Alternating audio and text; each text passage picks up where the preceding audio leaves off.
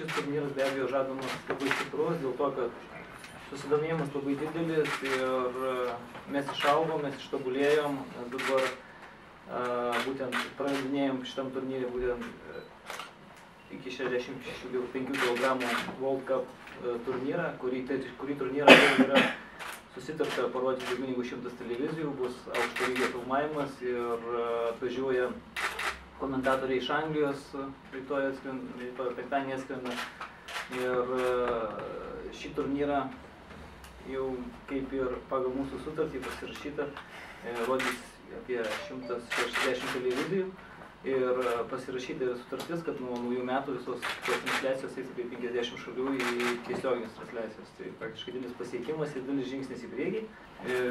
Daugiau ką galiu paminėti, pakeitėme savo įvaizdį visą, pakeitėm areną biškį, pakeitėm pristatymą, pakeitėm viską, mes pastoviai kažką stengiamės pakeisti, stengiamės keistis, nepasilikti monotoniškai, o be abejo susidomėjimas yra didelis. Aišku, dėka jūsų, kad jūs esate čia, kad jūs rašote apie mus, kad jūs kalbate apie mūsų kovotojus, kurie iš tikrųjų stengiasi nenuvilti.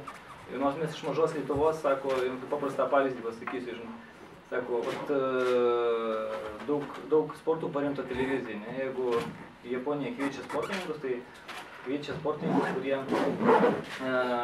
parduoda į tą šalį, parduoda į Prancūziją televizinį produktą, parduoda į kažkokią kitą šalį televizinį produktą, tai ir kviečia. Į Lietuvą nieks nieko neparduoda.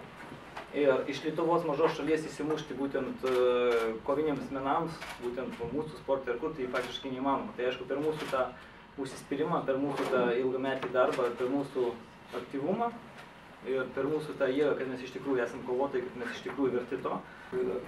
Labą dieną visiems, taip pat norėčiau padėkoti Bušido federacijai, Donatui Simanaičiui, savo visiems treneriams, Ilgarui Gražinskui, Mariui Palioniui, kurie man padėjo pasiruošti šiai kovai ir atstatyti po kovų. Na, apie priešingą aš palikau šitą klausimą savo treneriams, jie parašė taktiką, viską man visiškai neįdomu. Kaip jisai kovoja, aš esu nusiteikęs tik laimėti, eiti į priekį ir nei žingsnio atgal. Ruošiausi labai stipriai ir labai sunkiai, daug treniruočių, daug vargau, daug prakaito išliejau. Dar nesu pilnai atsigavęs, bet va iki šeštadienio tikiuosi jau būti pilnai atsigavęs, atsistatęs, numetęs esu 8 kg šitai kovai. Na, manau, viskas bus gerai. Labą dieną, norėčiau visiems pasakyti. Norėčiau pirmą padėkoti Donatui Simanaičiui. Šiai kovai labai atsakingai ruošiuos. Treneriai man taktiką stato, kad žinau, kad bus varžovas labai sunkus, už mane sunkesnis. Tai lenktyniauju su sunkesniais, stengiuosi viską daryti. Gal viską pamatysim lapkričio 16 dieną, stengsiu laimėti. Ačiū. Kaip Kęstuti jautiesi, ar taip kaip 2008-aisiais savo geriausiais laikais, ar Fizinė forma, iš tikrųjų labai daug sportuojam, fizinis duomenys ir testai visi rodo, kad mano forma atsistačius maksimaliai į tokį patį lygį, visi rezultatai rodo tą.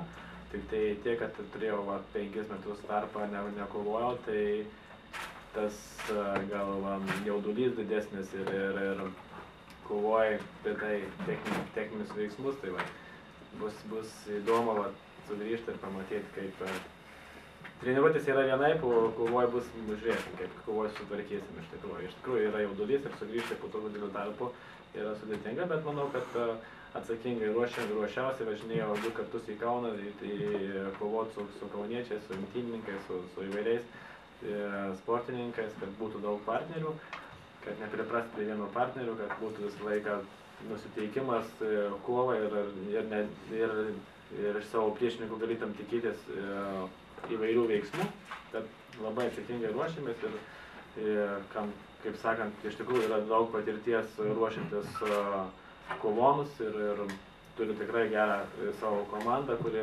man padėjo ruoštis nuo 2001 metų iki kol išėjau ir dabar ją pačią surinkau.